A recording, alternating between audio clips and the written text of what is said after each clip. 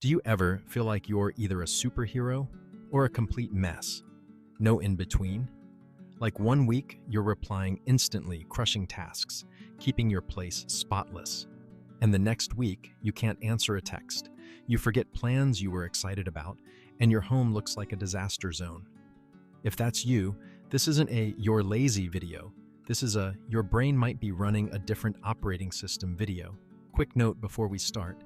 This video is educational and not medical advice, and it can't diagnose anyone. ADHD can overlap with other issues, so if you're concerned about symptoms, it's best to talk with a qualified clinician.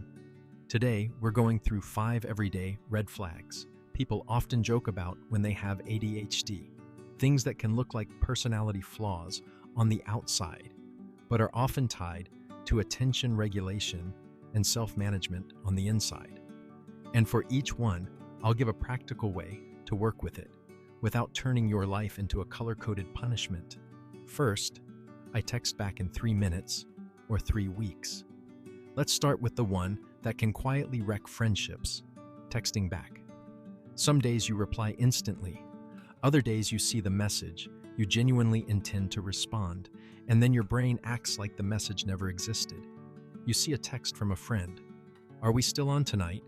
And you think, "I'll reply after I finish this one thing."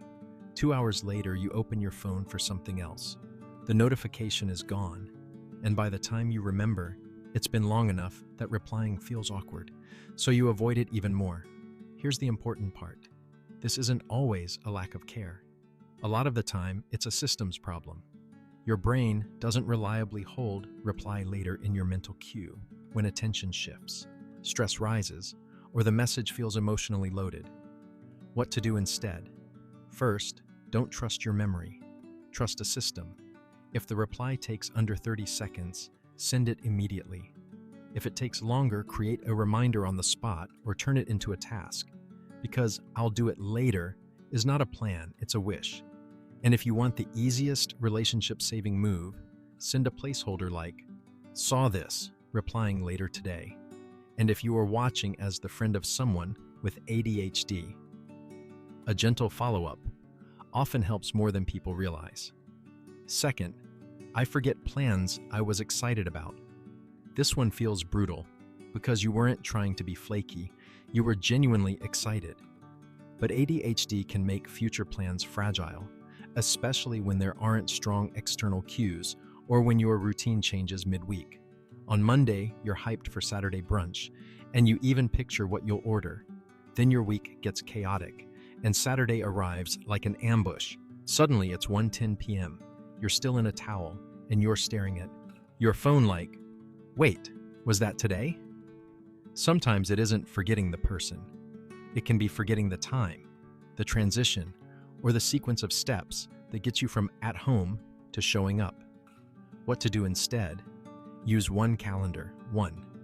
If plans live in DMs, screenshots, notes, and "I'll remember," your brain becomes the manager, and that's the weak link. Put it in your calendar immediately. Then set 2 reminders, one the day before and one 2 hours before, and normalize confirmation texts. "We still on for 6?" is not childish. It's supportive structure.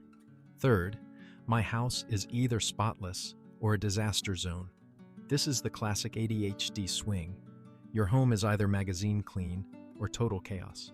And it can make you feel crazy because you know you can clean, you've done it before, so why can't you do it consistently? For many ADHD brains, the problem isn't understanding what to do. It's starting, sequencing, and sticking with tasks that feel vague, endless, or overwhelming.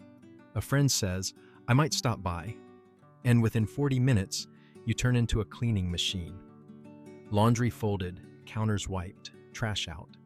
The next week, with no visitor pressure, you walk past the same pile 3 days in a row thinking, "I'll do it later," until it becomes background noise. That's why ADHD cleaning often happens in bursts. Urgency can create focus, while maintenance is harder when the urgency disappears.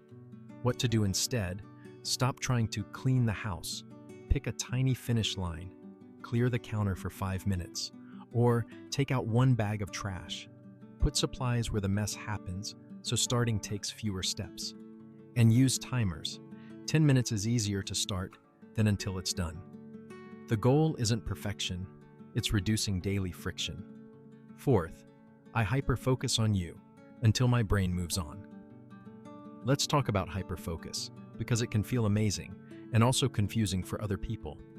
At first, you are intensely engaged, deep conversations, fast replies. You remember small details, and then your attention shifts, and the other person wonders what they did wrong. You meet someone new and you're fully present. Long conversations, quick replies. You remember tiny details they mentioned once. Then your brain shifts to a new work crisis or interest, and you realize you haven't replied in 2 days, even though you still like them. So you come back with, "Sorry, I disappeared," and hope they don't take it personally. Sometimes it's not personal.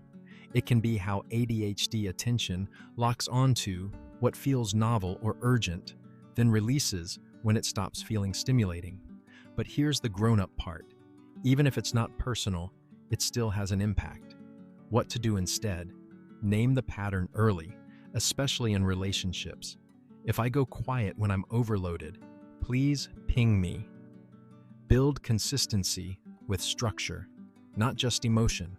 Recurring check-ins, reminders, routines. And stay accountable.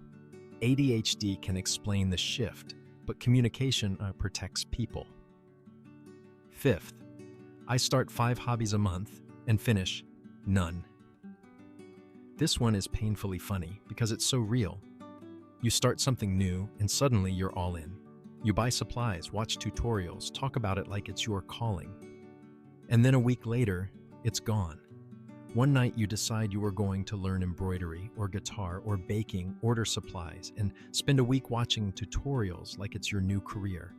Then the materials arrive. You put them somewhere safe, and 3 weeks later you rediscover the unopened box and think, "Oh right, I was a different person then." This doesn't mean you're fake. It can mean novelty gives your brain a big boost, while finishing requires sustained planning and follow-through, skills ADHD can make harder. What to do instead? Choose micro goals. Finish one small project, not become a master. Rotate hobbies on purpose and return without shame. Your interests don't need to be linear to be real. And make starting easier. Keep tools visible, reduce setup, lower the barrier. If you recognized yourself in these 5, the takeaway is simple. These patterns can look like flaws from the outside, but they can reflect real ADHD-related differences in attention regulation and self-management. You're not broken. You may just need tools that match how your brain works. If this video helped you feel understood or gave you something practical to try, please subscribe to the channel and hit like. It's the easiest way to support this content and help more people find it.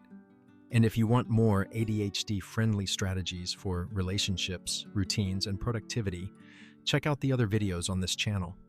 Thanks for watching, and I'll see you in the next one.